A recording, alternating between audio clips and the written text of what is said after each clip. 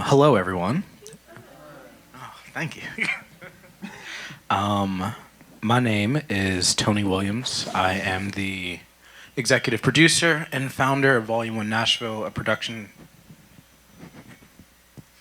One sec.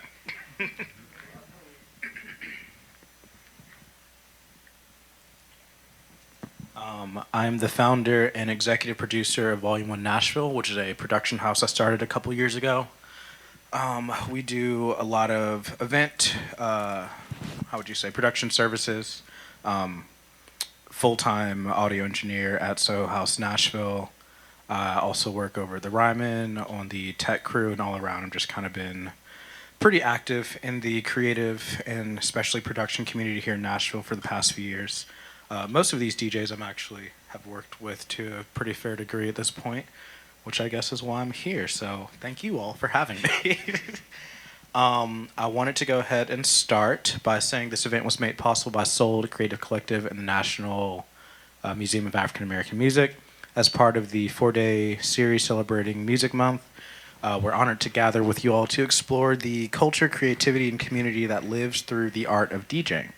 So, with that being said, I'd like the panelists to go and introduce themselves real quick, and then we'll get into an icebreaker. We can start with you, Todd. Okay, I'm Tatiana Johnson, and I am a DJ. I go by DJ CropTopTot, and I love wearing crop tops.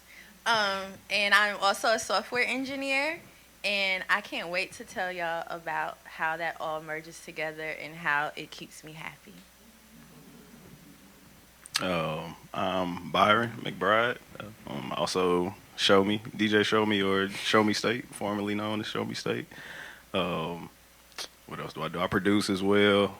I do just about everything. If I got a video, I'm gonna edit myself.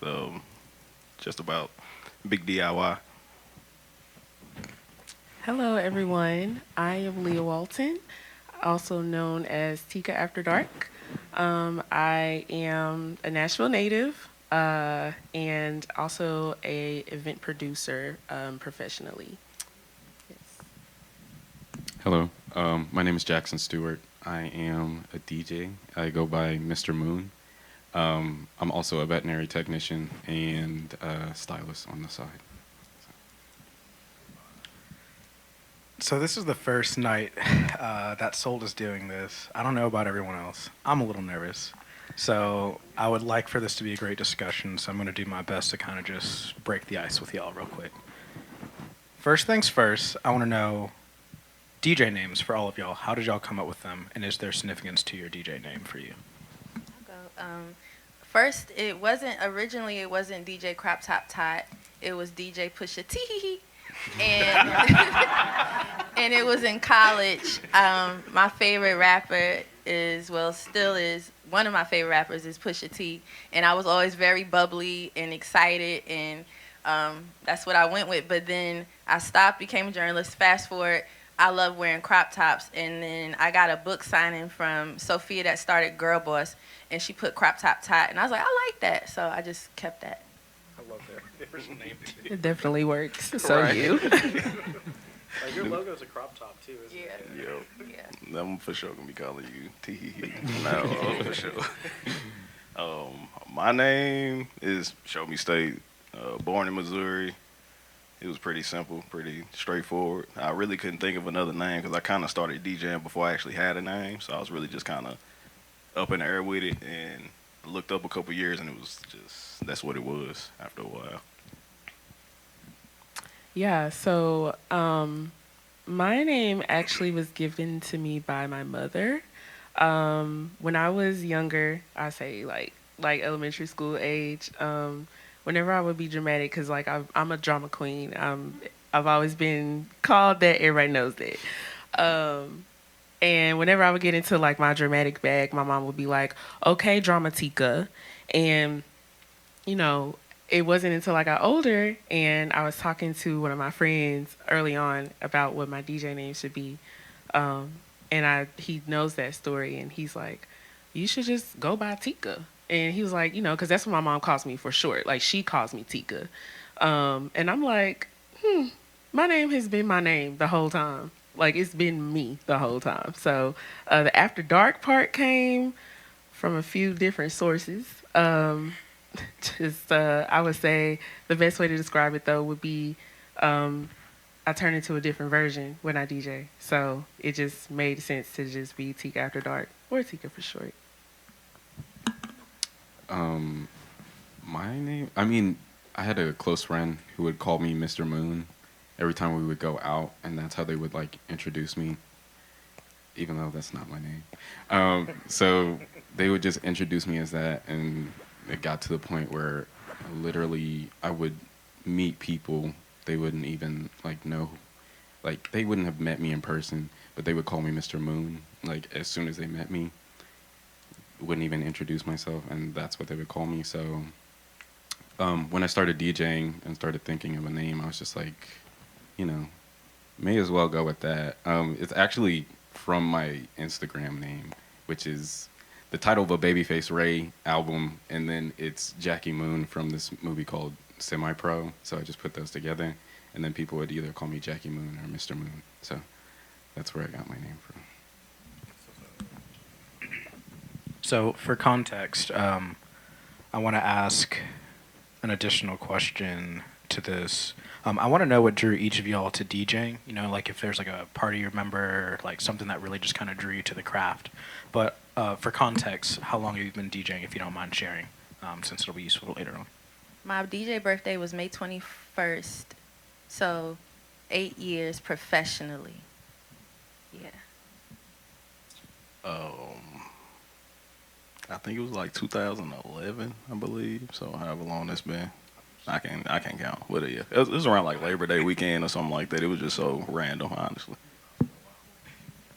If you want to count when I first picked up a board, I would say almost 3 years. If you want to say my first outside gig, almost 2 years. I'm coming up on my DJ anniversary too, on the 22nd. Yeah, Sacral. Yeah. I've only been doing this a year. I have friends who DJ, and they would show me stuff, and that kind of like got me into it later on. So I mean, after they introduced the idea to me, that's when I was kind of like, okay, maybe I could try it out. So I did, and now we're here. Cool. Yeah. So tell me what got y'all into DJing. I'll start. So, y'all, I was so sad and depressed and unhappy, like, October 2022. I had just got back from Poland, and I don't know, I just wasn't feeling, like, really fulfilled. I felt like everything that I was doing was tied to money, and I didn't have any hobbies. So I've always loved music, and back in 2016, one of my friends actually started DJing, and I thought it was so cool at the time. But instead of that, I took up photography. So I would have been like 2016, yeah. But I just decided, I said, you know what? I'm not happy. Let me just do something not tied to money, a goal, a project, deliverable, an outcome, anything. If I pick this up today and I decide I don't like it, I'll put it down tomorrow, guilt-free. At least I tried it and I can move on to something else.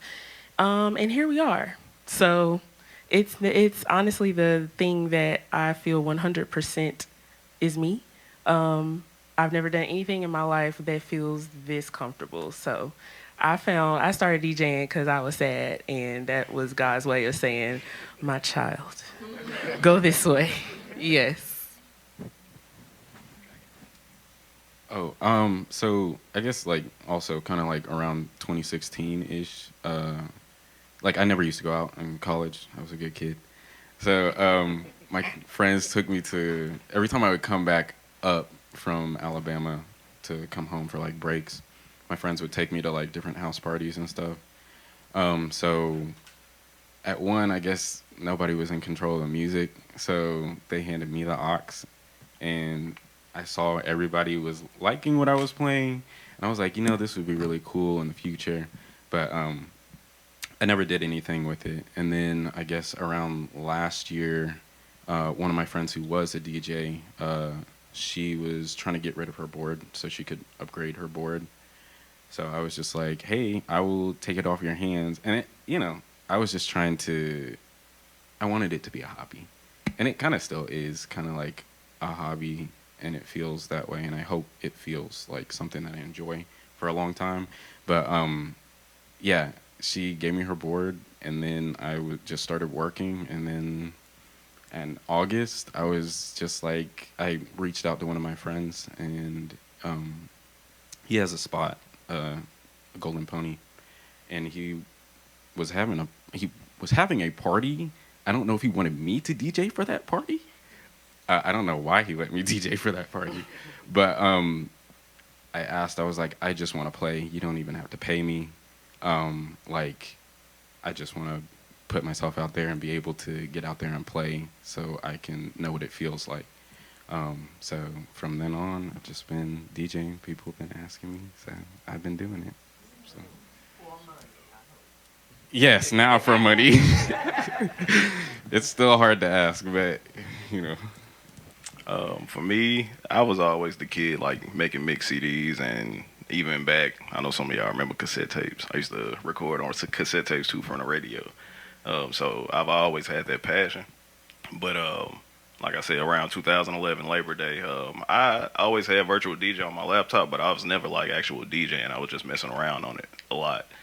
And one of my friends, I guess he saw me using it one day, and he had just started DJing. He had a set or a house party to do, and we kind of just collabed on that. And he asked me, he was just like, "Don't you DJ?" And I was like, "No." He was like, "Come do this party with me." And it's been a rap ever since. I wasn't even on turntable. I was sitting there on my mouse pad, sitting there scratching and everything, trying to figure it out. But it's just been there since. I love it. I love hearing everybody's stories. We're like, what else? I started DJing. I don't remember a time where I wasn't DJing. Like you Showmestate. I used to tape Angie Martinez and High Nights. I'm from New York. Money Earning, Mount Vernon. And I used to tape Angie Martinez, and I used to tape Funk Flex, DJ Clue, and my mama had the cassette tapes too. But then fast forward, I love music. Like, I live for music. I don't die for it, but I live for it. I love it so much. And my mama just put me on to so much music, and I'm like, what can I do with this? So from journalist to Culture Shock Mag and MTSU, I was DJing, and then I was on a street team. But I wanted more insight into music. Like, I wanted to be in it somehow. I love listening to the speakers. I love being by the speakers. And finally, I was DJing with vinyl. But I stopped because I really love writing about music. And then I got sad in like 2017.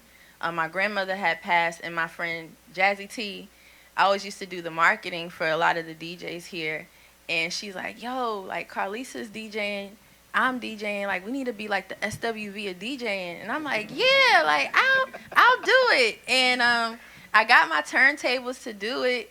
And we still have not DJed together. Well, Jazzy T and I have DJed together, but not Carlisa. She's doing fashion, but that's how I got back into it, and it just made me happy, and I love it since then. I remember when you started DJing in 2017. I remember that. Yeah. Eventbrite, yeah. Our most was MTSU. MTSU.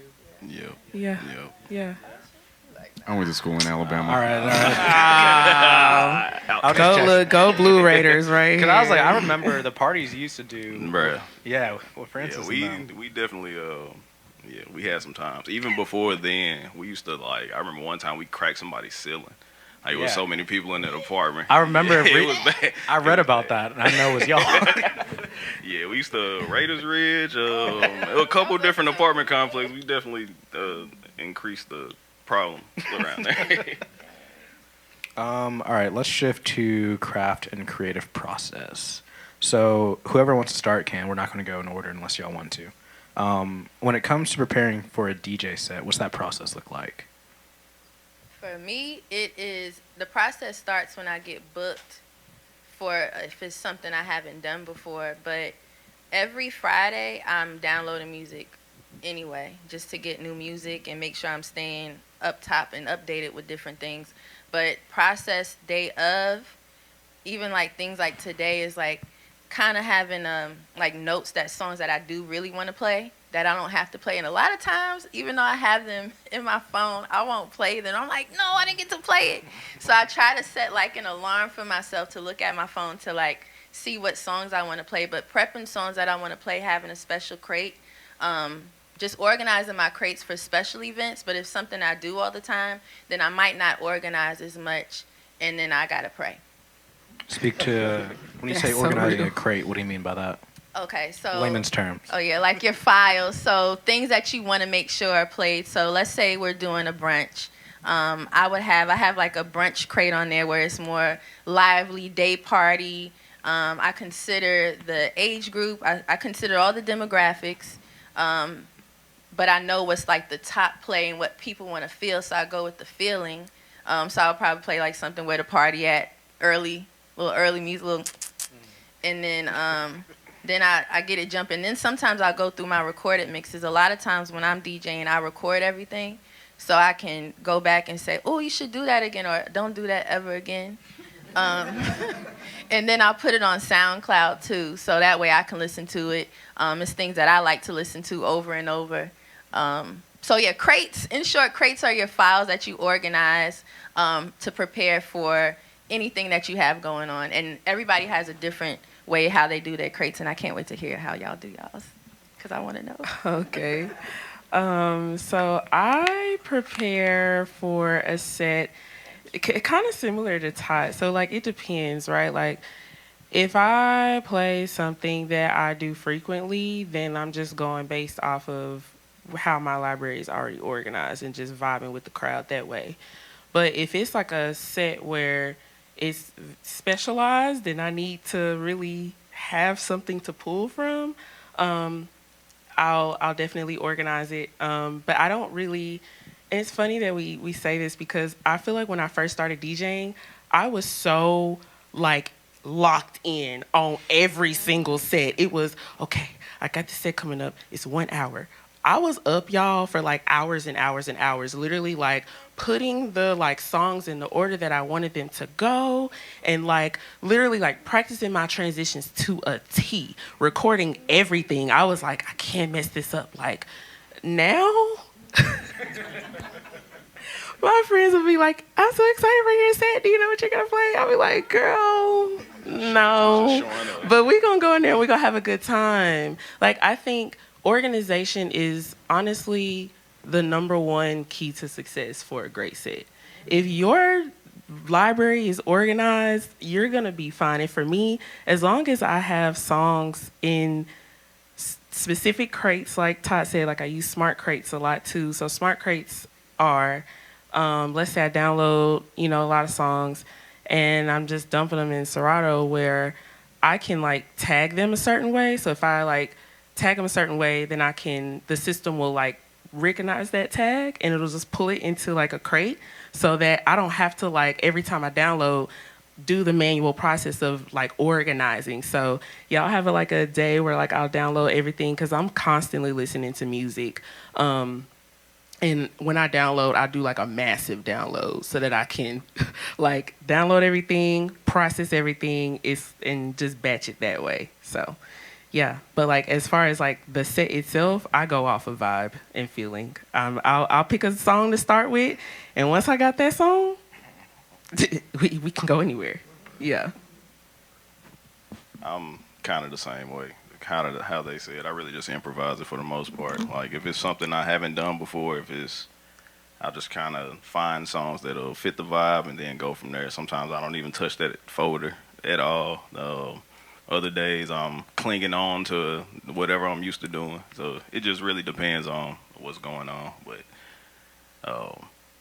yeah, I don't know. They kind of really already said it. They got it down.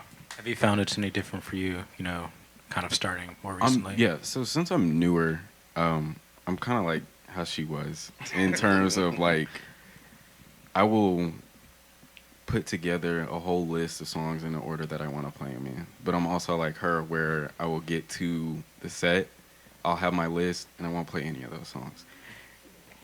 Especially not in the order they were supposed to be in. But what I do have is like, I have songs, one kind of look at the venue of where I'm playing. That helps me kind of get in a better like mind frame of what I need to play, and then also the people who kind of frequent those spots. that also gives me a better idea of like what I should be playing, like older crowd or people of color, white people. But I also just kind of have like a crate full of songs that I feel comfortable playing, and that I know if I feel lost for whatever reason, I can just run to that crate, put on a song that I know how to like easily transition into and transition out of, and then find what I'm looking for, find what's next, or figure out how to incorporate the list that I made that was supposed to be playing into whatever I just improvised. So We can like check back in with you in a year, but it sounds like a lot of people end up going towards more improvised sets. that's what I keep hearing from a lot of like more established You DJs. never know what the crowd's gonna be until the crowd is there Yeah. looking at you. It's like you really can't. Do y'all ever? Also, if the set is like more than an hour long, I'm not putting together a whole track list for Yeah. like a 3-hour set. I used to do that. I'll do the first hour. I did too. Like, this is only 3. I feel like if you have like a good starting point, that like Yeah. probably helps, especially because you know your music, I assume. So that's another question too.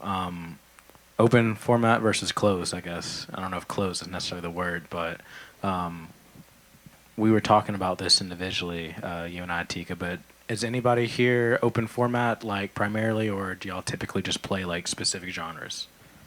I really prefer to be open format, but a lot of times it's the crowd, like if they're open format or not. Because I mean, sometimes you can really lose them trying to branch out, or you can lose them trying to stay in one thing because they'll get bored. So it really depends on the people. It's hard.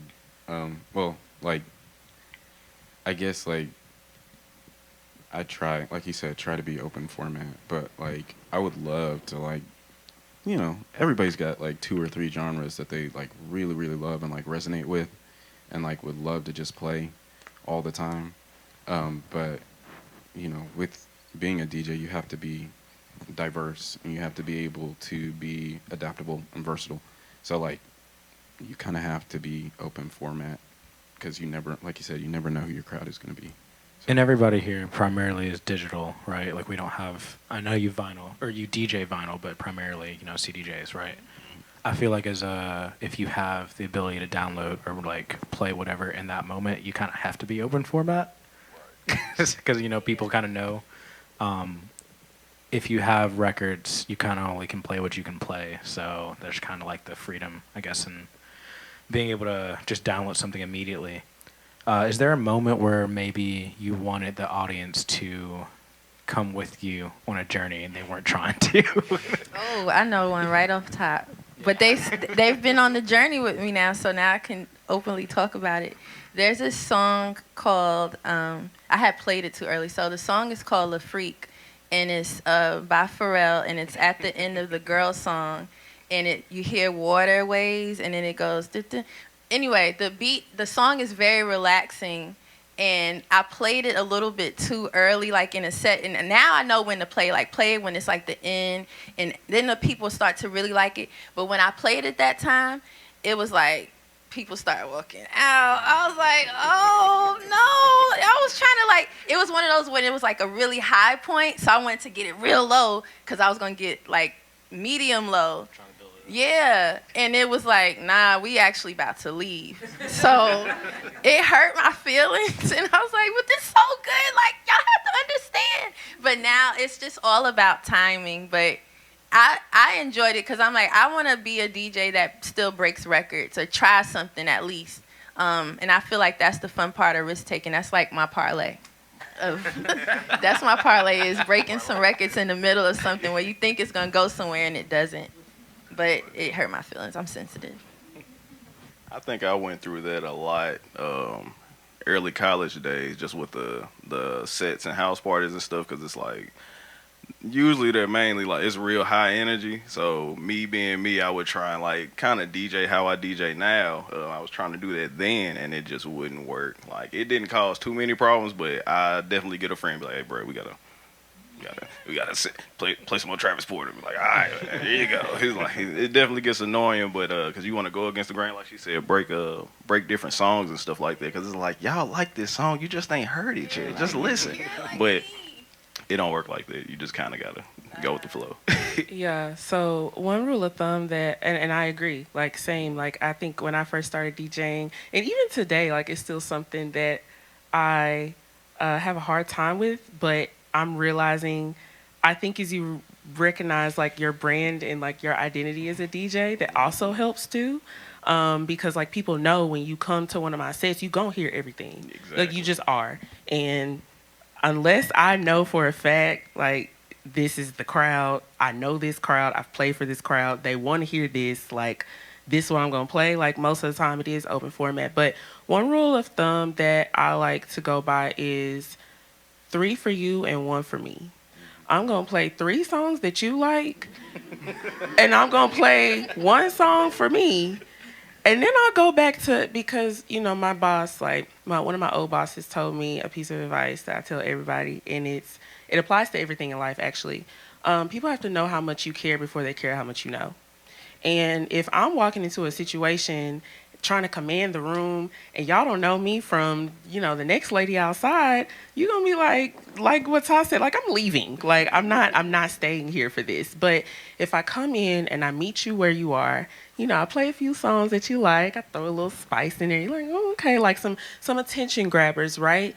Then once I really catch you, oh, we're going everywhere. So, yeah. I mean, I played a lot of opening sets, so usually, like, I don't know, the energy in the room sometimes isn't always what it would be like in the middle of the night when, you know, everybody's decided to show up to the function. So sometimes by the time, you know, it is to where I'm like, hey, let me show y'all something, it's over. It's time for me to go.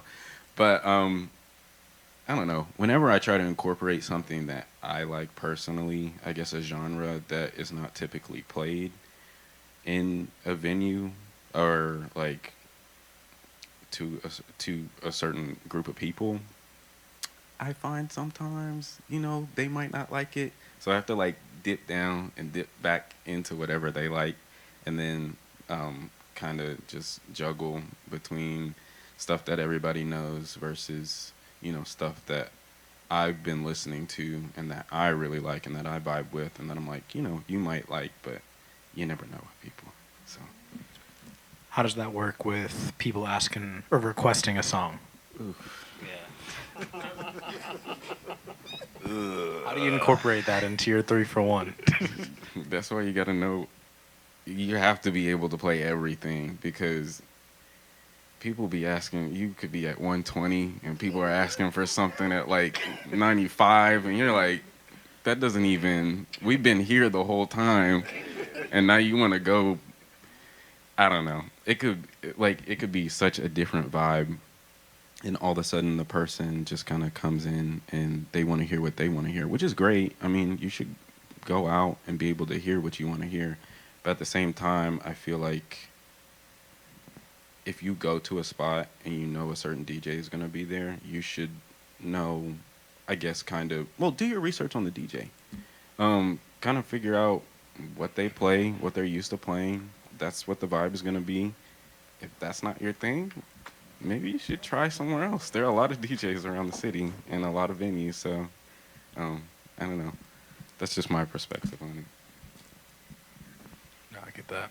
I'm going to try to make sure that we are very putting things in layman's terms. My bad, Win. Can someone explain open format for the audience? Open format means a lot of genres. It means that you don't just play hip hop or R&B or soca. Like you can go everywhere. So like one example, I saw a tweet one day. This guy said, people up north think I play soca and dance hall. People in the south think I play. People in the south side of his city, wherever he was, think I play, you know, hip hop, R&B, and like bounce music.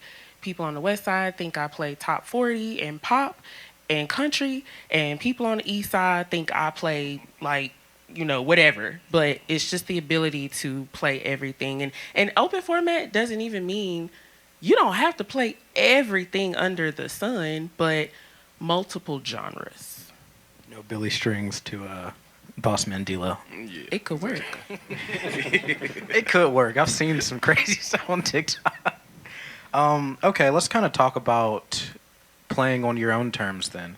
Residencies, creating your own parties, creating your own events.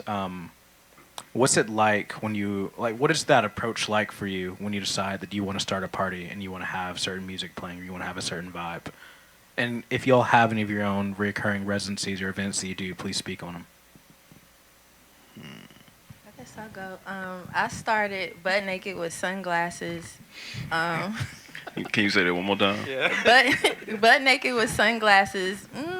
Like maybe in the beginning of when I was DJing, I had a fun night, and I got home, and I was DJing like that, and I was like, "Oh, this is cool." And then I made it a candle, whole other thing. But I guess what's your question about that? Just how we started it, or what? Yeah. So we're talking about open format versus just kind of hanging around 2 or 3 genres. Like, do you think about the genres that you want to play when you create a party? Like, do you think about the vibe? Like, what's your process with essentially putting yourself in a space where you have that creative freedom to decide how the music selection goes, how the party goes? Okay. Oh, so like now recently lounging, I just want to bring back that summer feel. So I do that at Soho House. That's a pool party. So I use the image from the video, but just having like a summer feel. So I think about things like that. So when you would go, you would see the picture of the LL Cool J and Total picture and get a feel like, okay, it's going to be loungy, it's going to be summery, it's going to be laid back, it's not going to be too hype, but it's going to be relaxing. So I kind of go with images and graphics. Yeah. Show me. That's actually a good question. I really don't curate my own events right now. That's actually something I'm planning on getting into, but it's still pretty relevant because you still have to pick a vibe. But right now, that's something I'm actually trying to figure out what's missing, because I feel like a lot of people, they kind of offer everything. Like, she just definitely gave a great vibe. Tika got some good vibes going on with bounce and all the other things she's doing. So I've really been working on trying to find a pocket, because I try to be real particular with what I'm doing. Yeah, so I've been very intentional about the spaces that I choose to have residencies in and the parties that I create. And that is because I don't want to box myself in. I don't want to, and again, if you are a DJ that plays a certain genre, that's fine. But for me, I love music so much. Like, I want to be able to play in different spaces in the city and curate different things for different vibes for different people. So I have a residency at Cafe Babu.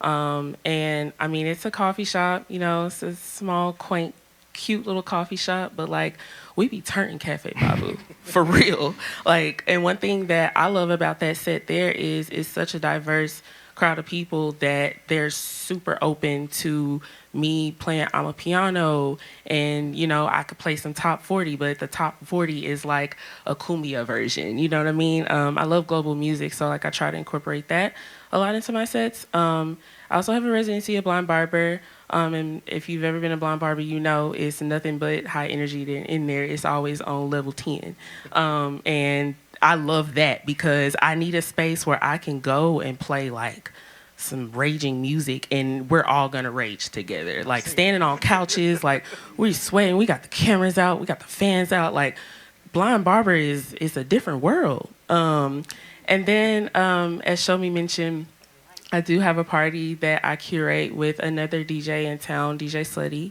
And she and I have a party called Bounce, and honestly, it's just exactly what it sounds like. It's just, all we want to do is just make you bounce. And one thing that I love about what we've been able to do with Bounce, especially with this last event, we did a Memorial Day cookout. We're really creating some community. Like, we have a good amount of people that come and like consistently support. And it just feels like every time we do something, like, it grows and everybody's like on this like we all in this together. You know what I mean? Nobody's coming here on no like weird stuff, or everybody's just coming to have a good time, to dance. Like we've done 4 of them so far, and each one, like all people do is dance the entire time. And that is something that I'm super grateful that we're getting back to, is dancing, because for so long we were in the clubs, and I mean it's getting there. It's not fully cured in the city of Nashville, but you know, people for a while were just standing around and just looking at each other and sizing each other up and trying to be cute. I did not put this outfit on to come outside and look at y'all. Like, I'm going to have a good time and I'm going to dance. And that's one thing that I really, really enjoy about being a DJ, is like being able to curate these different experiences where like it's a transfer of energy. You know what I mean? Like the energy that I am putting out is the energy that you guys are receiving, and vice versa. And I mean, that translates to dance and people having a good time. So, yeah. I haven't had many opportunities yet to like throw my own parties. I would really love to. I've been fortunate that the DJs that I do go see play really, really good sets that I can dance to. And so I'm hearing music that I do listen to and probably wouldn't hear in the club. I think that's a really good thing about a lot of the DJs here, is they're playing music. Like, we all kind of listen to some of the same music, and they're starting to play like their personal like favorite deep cuts in the club. So hearing that is just great. But I haven't gotten to the point where I'm throwing my own parties. I would like to get there, and I've been offered the opportunity to do so. But I just want to make sure that the idea and everything is like fleshed out perfectly.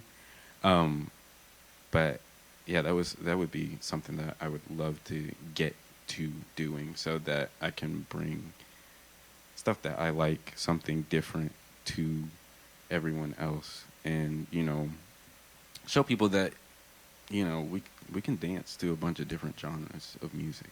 Like, everything is danceable, everything. So you know, you just kind of have to put yourself in the right mindset and show, you as a DJ have to be able to show people that it is possible. And I think that is like a big part of our job.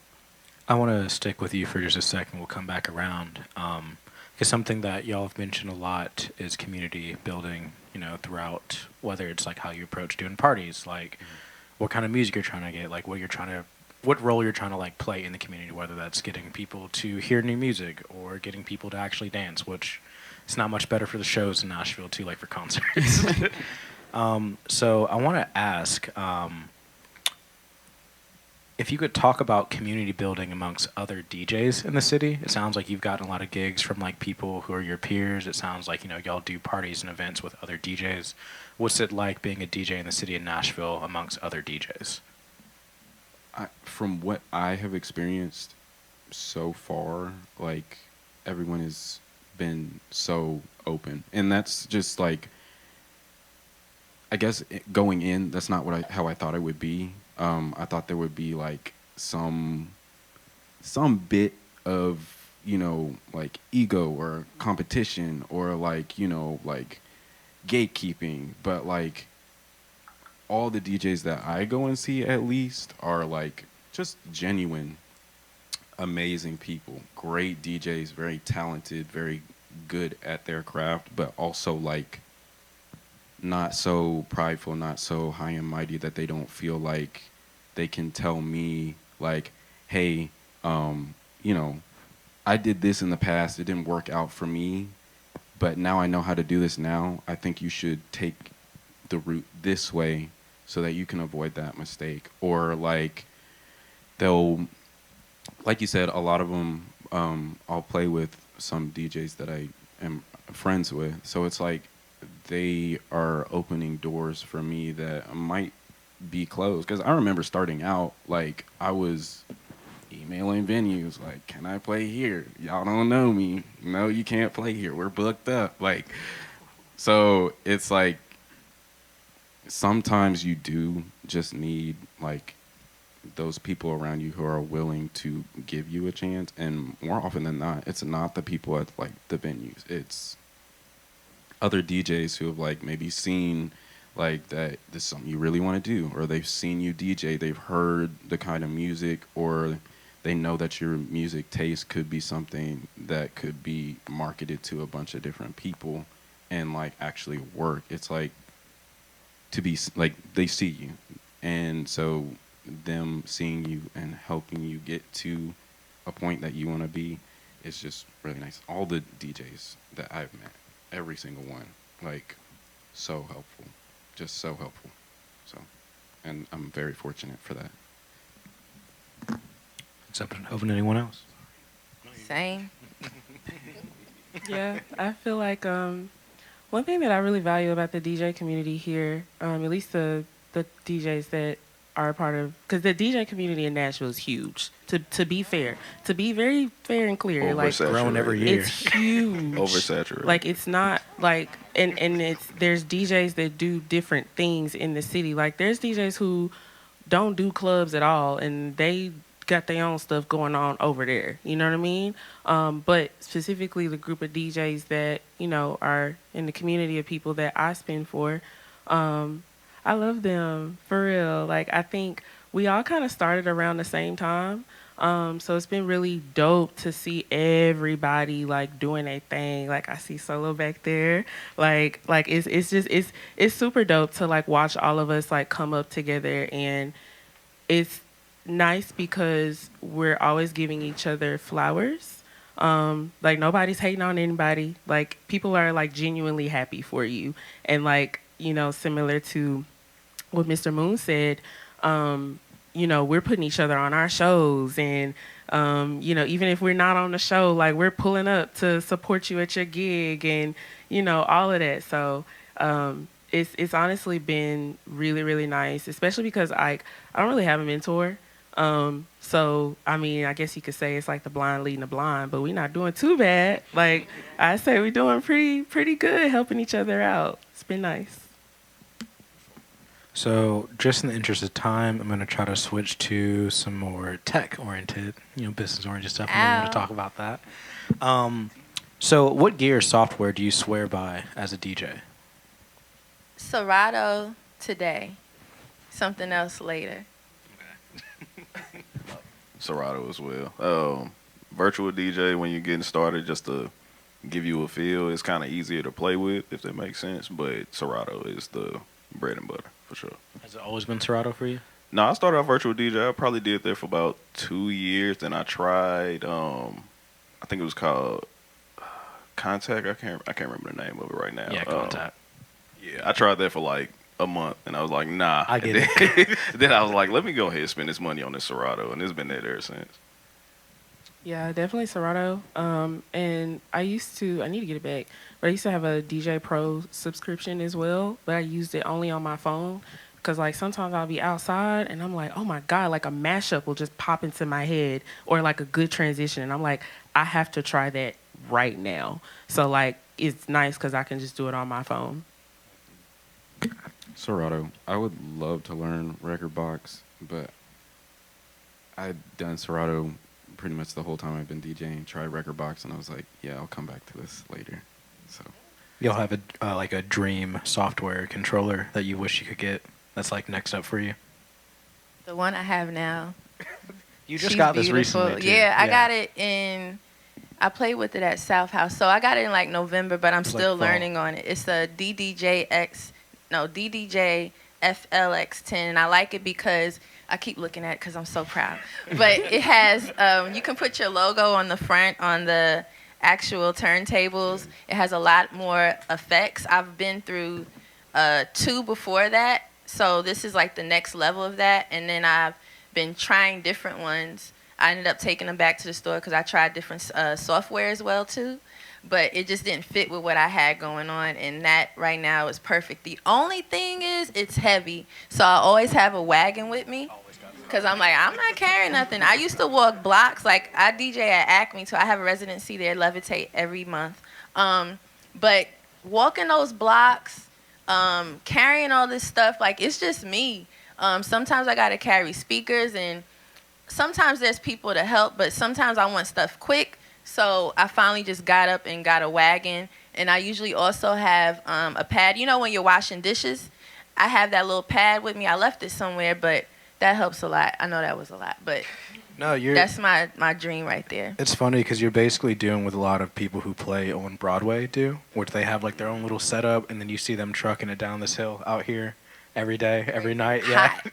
maybe It having look hot amps, on the guitars, rooftop. like all strapped to them. Like, Thought about doing just I want to setting up make a DJ bags somewhere too. else. That's another thing. Like I love software. I'm creating technology, but I want to make DJ bags because I feel like they can be so much better. It's heavy, and I want us to be able to keep our stuff neat and nice, especially when it's hot. It gets hot and you can't even use your devices because it overheats. I feel like there should be something for that. So that's the next frontier too. a fun little side note too, which I'll use to segue. I actually just started DJing recently, so that's been fun.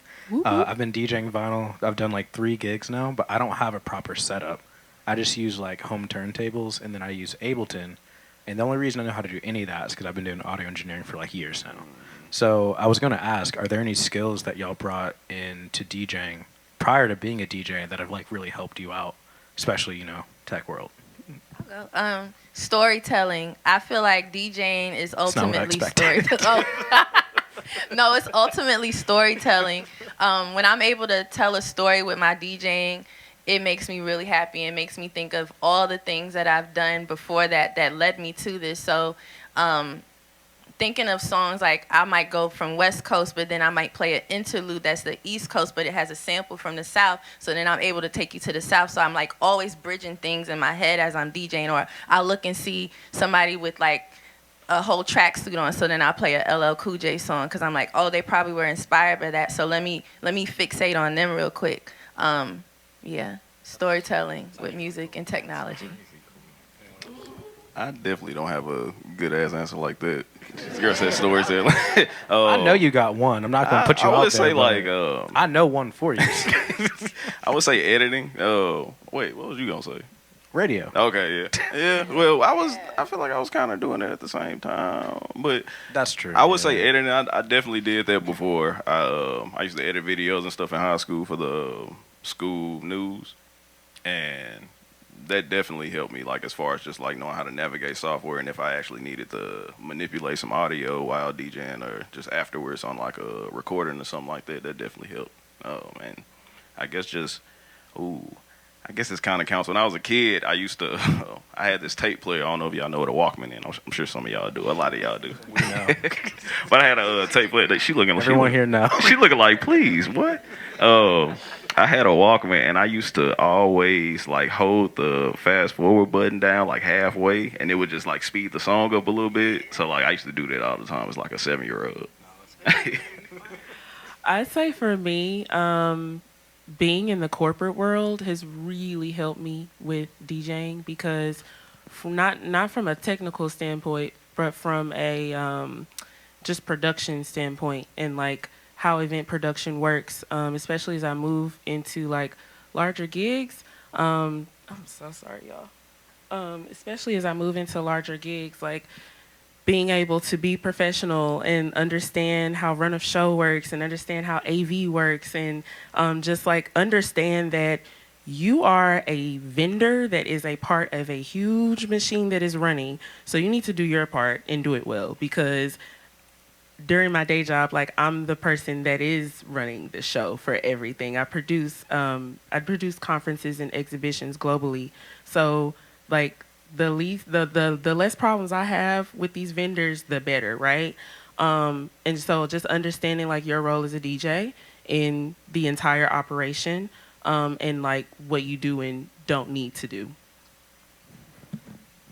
I'm not musically inclined at all, so I don't know how to play like any instruments or anything, or I don't know any of that tech, like the tech stuff. But like, oh, go ahead. I was like, I can give you one if you want. Oh, like an instrument? No. Oh, I mean, when I look at you, I've always told you this. You're like one of the most fashionable people I've met in this city. thank you. I appreciate And it. I know people may not think it matters, but it's like, I feel like the look of a DJ is also kind of important. That is Oh, true. absolutely. That is Yes. true. I mean, everybody here looks like a different kind of DJ, low-key.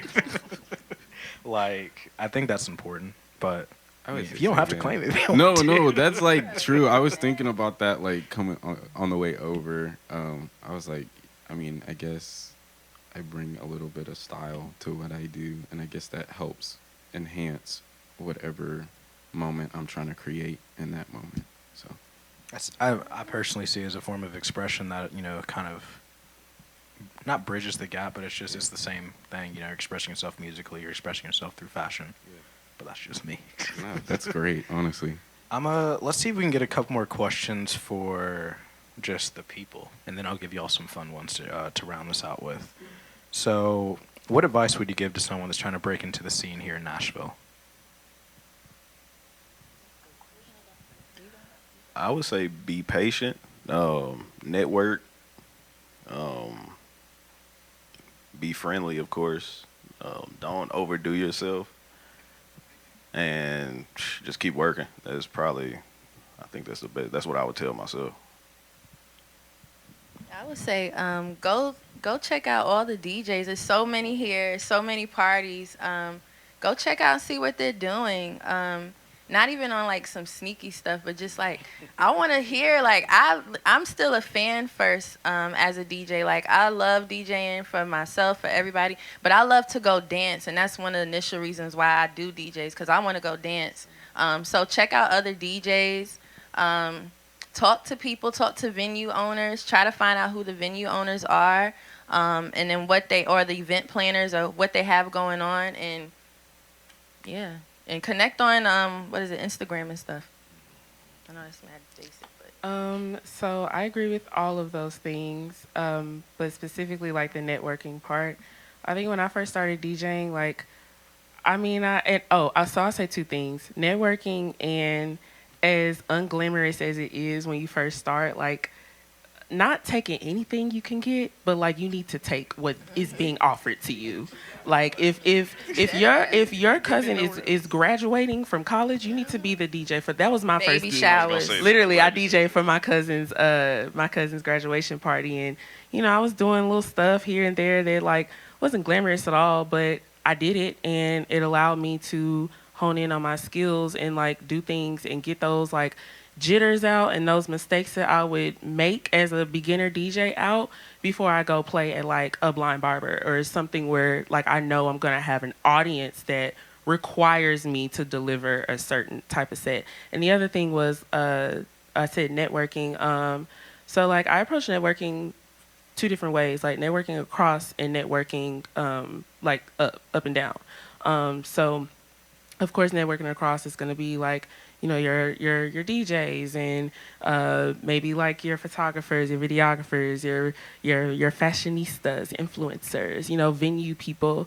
But like networking up is networking with people that are where you want to be. Like I'm going to put myself in rooms where those people are going to be, whether that's, in a meet and greet that might be at, I don't know, Proof rooftop for like music industry people. I don't know. Like in March, I made it a point to network as much as I could. I was going to everything, y'all. And seeds were sown and flowers are now growing. So, yeah. I would say just kind of like take your time, like be really patient with yourself. Like especially if you're just starting, make sure you kind of like take your time to really know what you're doing, because that's going to help you when you do get your first gig. You're going to feel so comfortable. You know what you like to play. You know that you can play anything. You know your equipment and everything. And like, it's cool. You want to play in public. Like, you want it really bad, and sometimes it's just not happening. Like, just take your time. Don't get discouraged when it doesn't happen. Because, like, I remember I went through, like, a little period where I wasn't, like, I played a gig, and then I wouldn't get another one for, like, a few, like, weeks or months. And I got to a point where I was, like, discouraged. But I had to change, I guess, my mind frame and be like, instead of being sad that I'm not getting booked, I can just kind of hone this craft and make sure that when I do get booked, I can show them that I've been working, this is what I do, this is what I can do, like, I know what I'm doing, you have a reason to ask me back. type thing. So just kind of take your time and like give yourself grace for sure, because it's not going to happen immediately. Like a lot of the DJs that I've talked to were like, this is my third year and I'm just now popping, like, type thing. So it's like it takes time, but that's with anything. So All right, last maybe difficult question. Dig deep. How do you take care of yourself mentally, emotionally, physically when you're working these late nights, these long weekends? Like, how do you keep from burning out? How do you keep from becoming a hermit for a minute? Yeah, how do you take care of yourself? Okay, I'll start. I've been burnt out for a few times. First, I just became a software engineer 3 years ago. I was full-time DJ. So that would be sometimes 5 gigs a week. So that means going out and giving your energy and being social and listening to songs 5 times a week, which I'm grateful for, especially for that time that I did it. But it was a lot. I remember there was a few times I would be crying DJing, and somebody, yo, you killing it. But it was hard, but I finally found my balance. Like, I have a season of, like, when I really focus on DJing, and then I have a season where I'm, like, building a lot of apps, which is now, and DJing. I can't ever say I'm part-time DJ, part-time software engineer. It's both full-time. I just balance my time with it. But the things I do to, I guess, give me not the burnout, because I'm not burnt out right now, which is, I'm so grateful. I play with my Legos. I'm obsessed. I ride my bike. I rollerblade. And then I love doing crossword puzzles because I need to not be looking at a screen, because I'm looking at a screen when I'm DJing. I'm looking at a screen when I'm making apps. I'm looking at a screen when I'm just my phone. So I kind of get away from that too. And then I just sit and stare at the wall sometimes. I know that's like, what? But I've been burnt out, and I don't want to go back there because it was hard. It was really hard, especially just the socializing part. But, and then I travel a lot. I'm chasing the sun in the water. I'm still trying to figure it out, actually. Same. But honestly, I would just say do the things that help you relax. Like like Todd was saying, with the loud noises and the screen time, just, you don't have to sit in the dark, but like just, rest your eyes, rest your body for sure. You definitely have to find time to get away from people, because it can definitely be very overwhelming, just having to deal with so many different energies all the time. But I just say, just do the things that help you relax and just get away every time. And maybe listen to a different genre of music, or don't listen to music for a couple of days. Maybe listen to a couple podcasts, listen to people talk. It'll kind of help your ears a little bit. Just different stuff that'll help you chill. Eat some food. Well, I am the only child, so I've always done very well about isolating myself. When I feel it's time for me to leave the function, I'm out. And by the function, I mean I just need some time. Like, I need some days, like, to decompress, and then I'll see y'all when I see y'all. But I also think routine is very, very, very important for me, because it provides a space for balance in my life. And if I don't have a routine, and currently, like, y'all are looking at a routine-less lady, like, I'm trying to get back on track to where I once was. I used to go to the gym 5 times a week. I used to have my diet in order. I used to have just boom, boom, boom. I do this. And I've just noticed, like, since I've gotten a lot busier with DJing, plus, I still have a full-time job, and, like, I travel for work. So, when I'm gone for work, sometimes I'm gone for, like, a week and a half. And that really throws me off of everything. So, we're in busy season right now, and I'm trying to figure out how to get back to some sort of balance and some sort of routine, because when you're taking care of yourself, you feel good, and then it's easier for you to manage burnout because you can stop yourself before you even get to that point.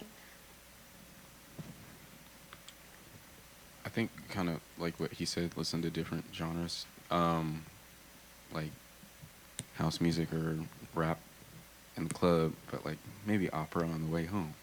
Um, so that, and then, but I don't think I've reached like true burnout yet. I work as like a vet tech during the day, so it's like 10-hour days in a hospital, like drawing blood and freaking dealing with people's animals and dealing with people.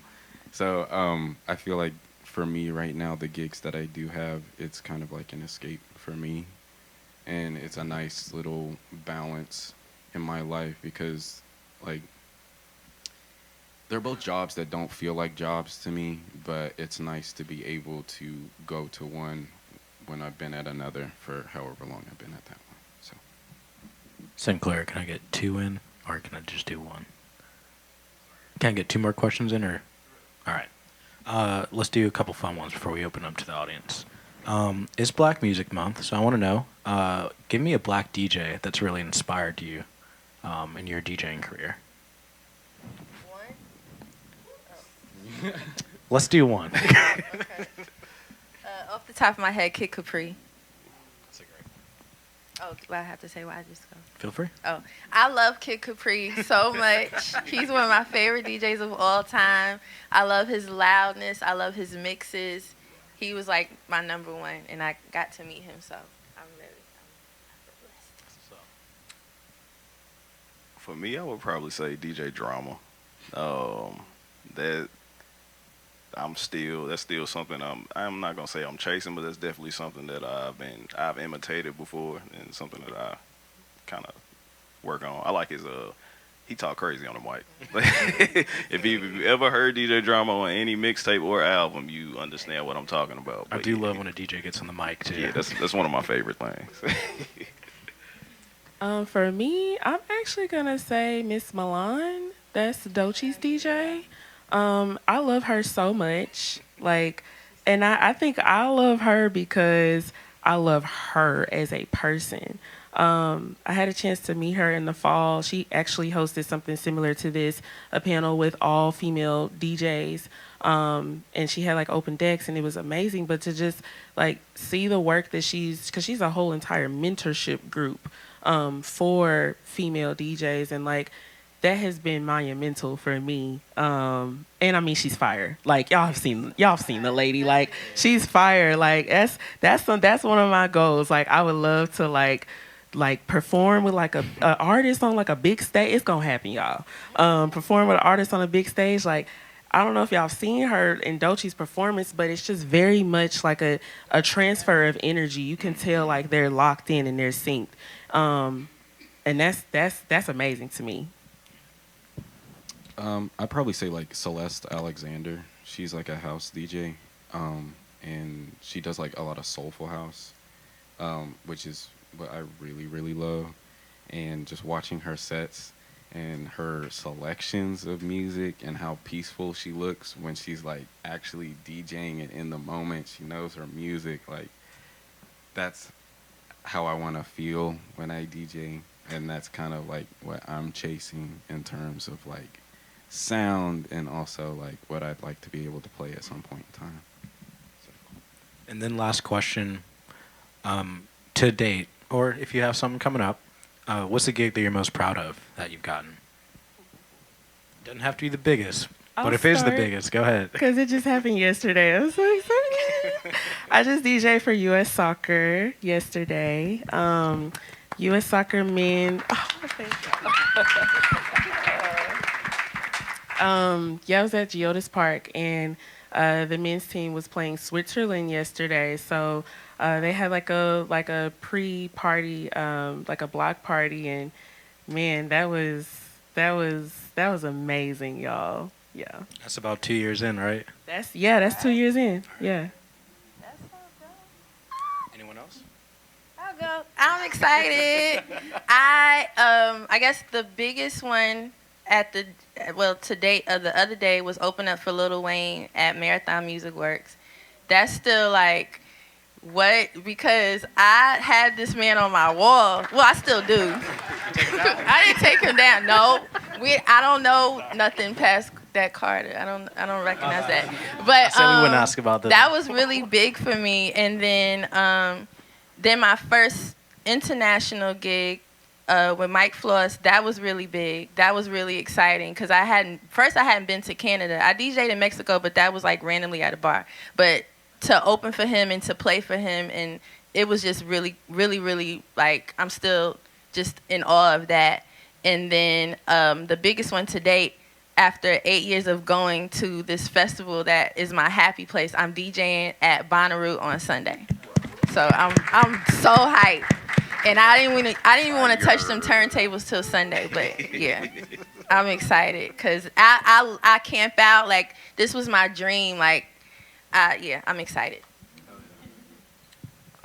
For me, I think my biggest one early on, I opened up for Lil Yachty when he came and performed at MTSU. I don't have his picture on my wall. But last year was really cool. I got to DJ at Live Nation for the band Weezer. They had a 20th anniversary for one of I think it was the Blue album. And I DJ'd at Live Nation for their thing. That was cool. And then also last year, I got to DJ the Tennessee Healthcare Convention over at where was it? Down here downtown, which was pretty cool. Yeah, that was pretty cool. It was like a 3-day thing. I felt special. Had a little hotel and stuff. But yeah, those are my two things. I don't have anything coming up though, but hopefully they'll be changing real soon. My biggest one so far, I guess, is It's Giving Global. I'm doing that one on the 21st. So I'm really excited about that. I think the one that I'm most proud of, though, is I did a set at No Free Coffee before they decided to move. But it was, I guess that was the first time I got to kind of, like, not feel like I was put in a box with what I wanted to play. So I was able to actually, like, play and, like, feel like and groove, and like it felt like it just flowed so well. I was very proud of myself afterwards. So yeah, that was just one of the ones that I'm really proud of, and I hope there are more like that. So do we have anyone in the audience that wants to ask the panel any questions before we go? We got 2, 3, 4, 5. All right, we got 4. Green hat. What you got?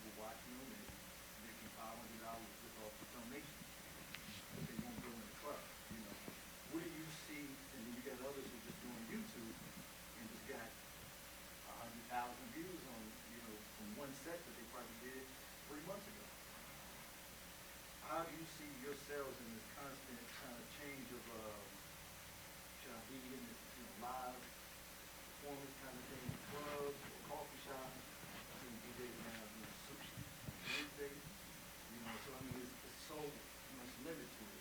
How do y'all, what do you think on like constantly debating on how should you make content, or should you just really focus on one thing? And then the last quick question. Las Vegas Nevada or Lagos, Nigeria? If you had a chance to do that. Definitely Legos. Legos, what? Yeah, I'm going to Africa. So Legos for everyone? Oh, absolutely. Yeah. All right, so the first question. What you Go got? ahead, go ahead. Content. I like that question just because I was kind of going through it where I'm like, oh, I got to be on TikTok and I got to do all that stuff. And I was like, I don't have to do anything I don't want to. But I like DJing for the people. I can't see people when I'm on the TikTok sometimes. But then I thought about the times where I am not DJing. Sometimes I like to take a break in the winter because it's cold. I don't like cold weather. I don't like carrying stuff cold. I don't like that. So from sometimes about November to March, I don't DJ. But I still want to be on your mind. So I created Uchiwali sessions, which is when me going into different businesses here in Nashville and doing a DJ set. So I went to, Get Fresh Cleaners. I did a DJ set in there. No Free Coffee. We didn't edit it yet. Bar Sovereign. That one's out. We did a Capri edition. And then Cupcake Collection is coming up on June 27th. I'll be DJing outside there. I feel like I did enough. Oh, and Slim and Huskies on Broadway. I did that one too. And then we had live, and then we had free pizza. So things to keep it on your mind, and then also showcase the businesses here in Nashville. And then creating that short content and taking the long and making it short. But like you said too, like I gotta be consistent, and that's the thing I'm having trouble with right now is being consistent with that because I'm creating apps, and we will know about it sooner than later. Basically what she said for the most part. I think that the content part, getting caught up in it, can be very draining because I kind of went through that last year where I was just trying to film a lot of content and edit it and realized my laptop was too old to even bounce it out, so it was just sitting there waiting. But I think it's essential. I think it's important, but it's not do or die for a DJ. Like, if you want to expand it, and I've kind of always been like a internet DJ in a sense because I've always put out mixes online and stuff like that, but trying to chase that viral moment, because that's what a lot of those the TikToks and the YouTube videos feel like. Like you said, that dude, he only had one video up. It got 100,000, but that's one video in 3 months. It's like, that's cool, but is he actually getting gigs, or does it actually gravitate anywhere? Right. Oh, yeah. Okay, I got what you mean. Now, I definitely think that's important, because that's something I plan on doing more consistent, like she was just saying. But it can be a lot. It can be a lot at times, just trying to navigate what you're trying to do or what you think will make sense or gravitate to people. Yeah, agree 100%. I actually, and that's something I'm actually working on. Like, so transparency moment, like, I really get a lot of anxiety around, like, putting out, like, mixes, or even anything, like, DJ related that's, like, not a picture of me. Like, for real, because, you know, like, let's just be real. Like, it's like Erykah Badu said, I'm an artist, and so I'm sensitive. You know, I'm sensitive about my work. And so, like, I definitely need to do better about that. But, you know, what Todd said, like, I'm a DJ for the people, and it's weird for me to do a mix, and I can't, like, see you. If I'm not... Now, releasing something like an audio file, right? Like an audio mix, that's different. But if I'm just like on, you know, like sometimes I go live when I DJ. I do that because that's easy to just like prop up the camera. But on some like, I'm about to like record this whole set. Like I have content out like that. It's not consistent enough for me. But also like do what you want to do. Like that's ultimately what I'm learning is like just do what you want to do. And when you are in alignment, everything will find its way to you. Them TikTok DJs, it's working for them because they're in alignment with that. That's what God has ordained for them to do with their DJ journey. But for me, like, of course, you know, you have to put out something because we do live in a digital world, and you really can't run any sort of business or be any sort of creator without having some sort of platform to, you know, for people to access your work. But, you know, just live your life. Do what you want to do. It'll all work out. I hope that answered it. Me personally, I don't have any intention of being like super big time or like playing like festivals. If it happens, great. But I've always kind of had in my mind that I kind of want to be like a background DJ, the person who's kind of just cultivating like the vibe. And I think more than anything, I just want my own community that shows up for me to when I do DJ and enjoys the kind of stuff that I enjoy. So like me personally, I don't care if I go viral or that's not really my thing. I just want to be able to have a space where I'm listening to music that I like with people that also like it and are moving. I love movement. So, you know, I just want people to be enjoying themselves because I used to go out before I DJ'd and I would just go out so I could dance because I love to dance. So I want that feeling that I have to be put out when I DJ. So I don't really care about the viral aspect of it. Also, I got a mic, so I'm going to do a little shameless self-promotion. I think another option for that is I think a lot of people are moving towards going to production houses. Again, Volume 1 Nashville is a production house. If you look at companies like PG Lang, which is like Kendrick's, you know, in-house production company, it's an ad service business for artists where they create content. They partner with artists to market, like do a lot of promotion, like just stuff like that. And so for me, I've taken that and created a platform with Volume 1 where I put DJs and other artists on and kind of do like a local archive in a sense. So I think that partnering with other people who are interested in doing these behind the scenes things is a great way to go, because not everybody, like you said, is called to sit and produce and curate every aspect of their likeness through TikTok, because that's a lot of effort and not everybody wants to do that. So that's another option too. We have more questions. I saw your hand first, red shirt back here. So, my question, great panel, great discussion. My question is, what do you feel the primary challenge of the ear of the consumer in urban venues in Nashville? Whoa, that's a hot one. Hey. Hot button. All right, yeah. Whoever wants to go first. Oh, I guess I'm talking. Okay, so just so I'm understanding, you're asking basically what's the problem with people that, well, not the problem, but what is the problem when people go out and they don't dance, like with the urban listeners? Yes, putting it in layman's terms. To be fair, I can't put it completely all on the consumer. I can't. Because we as DJs, it's our job to make you dance. And if I'm not doing my job, then like that's a fail on me. But also, similar to what I said earlier, it's a transfer of energy. It's a two-way street. As a DJ, I have to understand my audience and understand that like, hey, like if I'm in an urban club, they're going to want to hear urban music. But who says that urban music just has to be what Nashville thinks is urban music, right? Like, if I travel to New York, if I travel to Chicago, when I go to Atlanta, when I go to Miami, like, urban music, like, they're in the club, and yeah, we might be listening to stuff that we're listening to in Nashville, but they'll completely switch to something else, and then they'll get back to the essence, right, of what the venue typically plays. But nobody's like, what is this? Change the song. We want to hear. I don't care what you want to hear. Like, you're going to hear this right now, and it's going to be okay. But, you know, I think that to your point, like, people have to be open to listening to new sounds. Because I think Nashville's a great city. It's my hometown. I'm from here. So I've watched it grow from where it was when I first started going outside, like maybe, 10, 15 years ago, to where it is now. We have the urban, like, Black community, Latino community, people of color, like, we have made a lot of progress in the nightlife scene, a lot of progress. Is there a lot of progress to still be made? Yes, absolutely.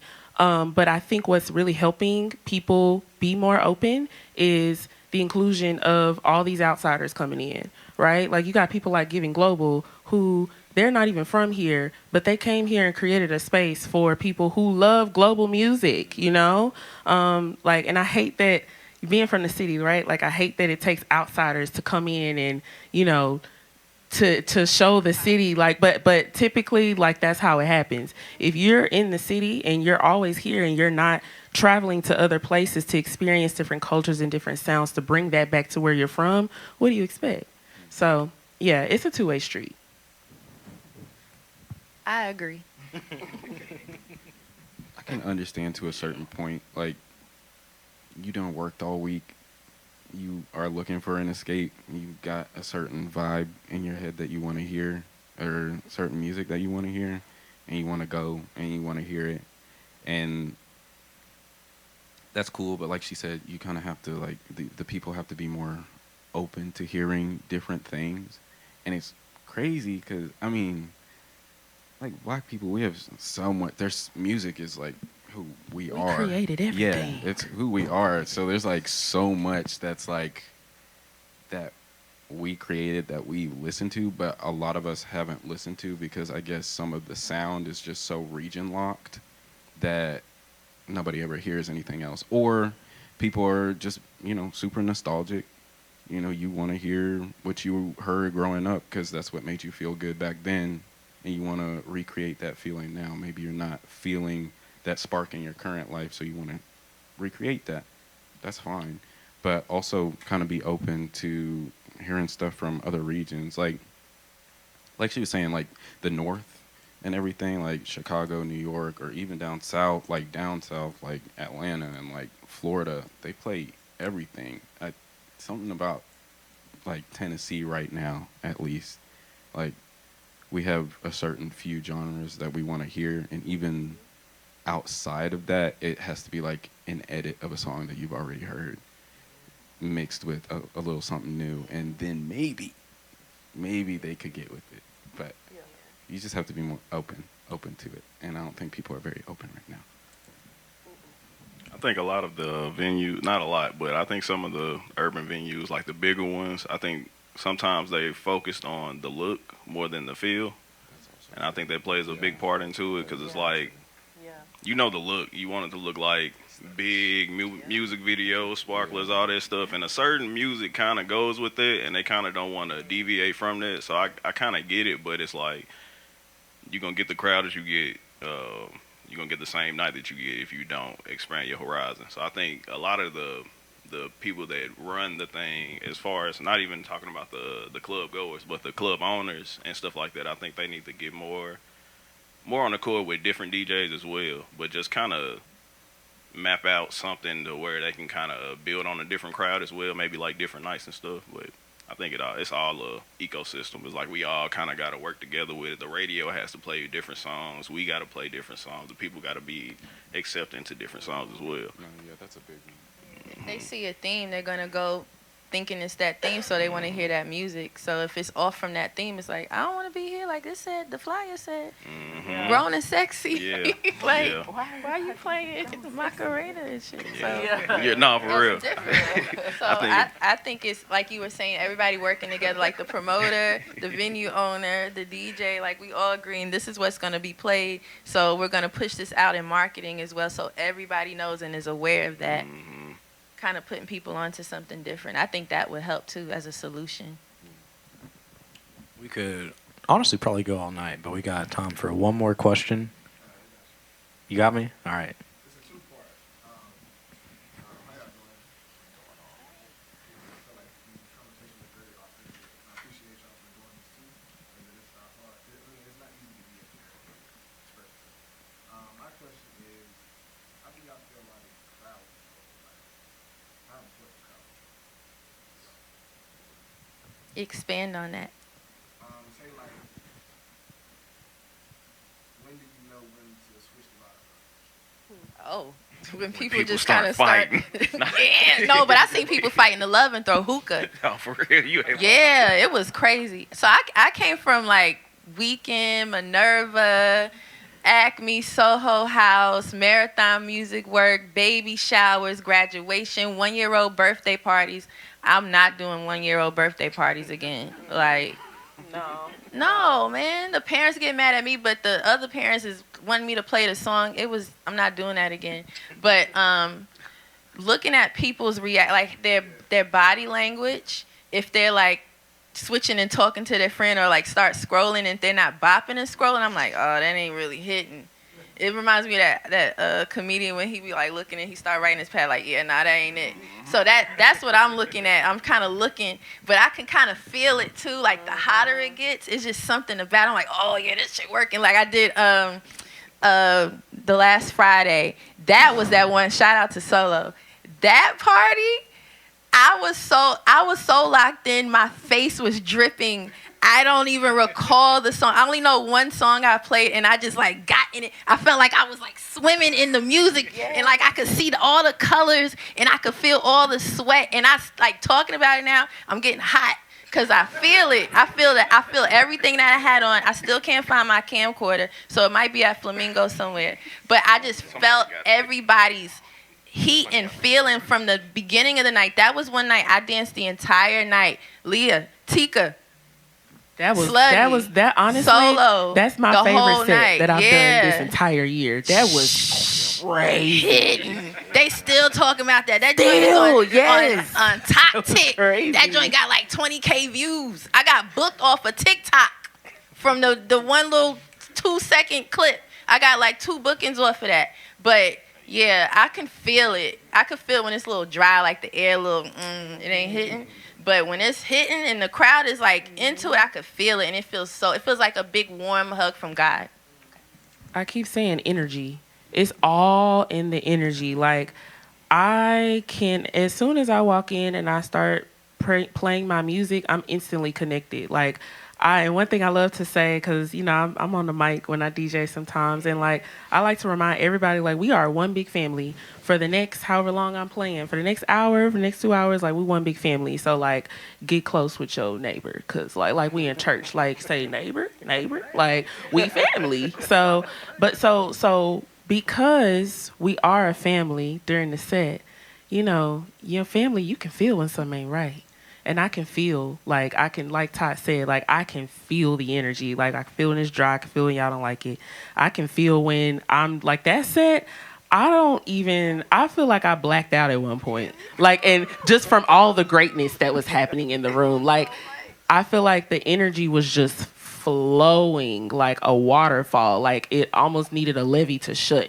But it wouldn't, because we were all locked in. So it's definitely an energy thing. And like you said, body language. And I mean, and also, if somebody come to you and they start giving all them requests, then, you know, you should probably... I mean, it depends. Like, but if the crowd ain't feeling it, right, and like you have somebody and you know that they're not feeling it, and you have somebody come to you with a request, like, I might play it just because I could tell, like, okay, well, maybe if I play this and I get a good reaction, then maybe we can work with this, and, like, okay, like, you know, we can go somewhere. But don't come to me with I'm over here playing Rico Nasty, you know, Boosie, like, you know, like Playboy Cardi, we on that vibe, and you want to hear Carrie Underwood, like, it is downtown for sure. Did y'all want to answer that question as well? Yeah. We have to close out, unfortunately. But I do want to thank everybody for coming out tonight. Again, thank you for coming out and supporting tonight's event. This evening was made possible by Sold Creative Collective in collaboration with the National Museum of African American Music.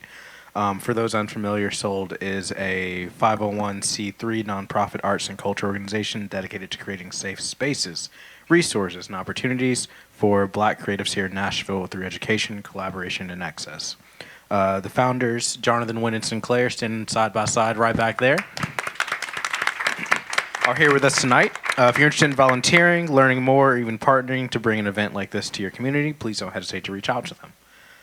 Last, I just want to let y'all know about some upcoming events we have with programming this week with Soul. If you want to go to some music, if you don't mind. Okay. Thank you. So tomorrow we've got a networking and community building workshop led by powerhouse strategist Moncherie Jones. This session focuses on authentic relationship building, personal brand power, and creating sustainable networks in the creative industry. Attendees will leave with practical tools for connecting with intention and growing their creative circles.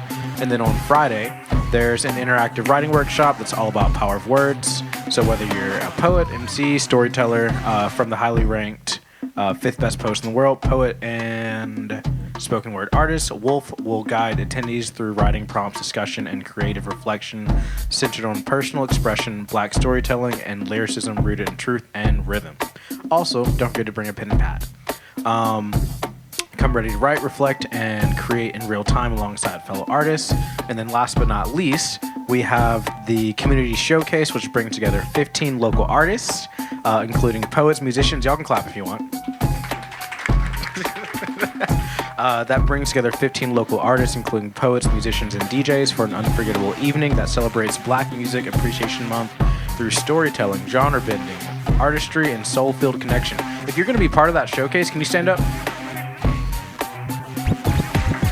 Thank you. So we will see you Saturday. Expect the unexpected, from spoken word to high-energy musical sets and immersive performances. This is more than a show. It's a moment of cultural affirmation and creative brilliance. I want to say thank you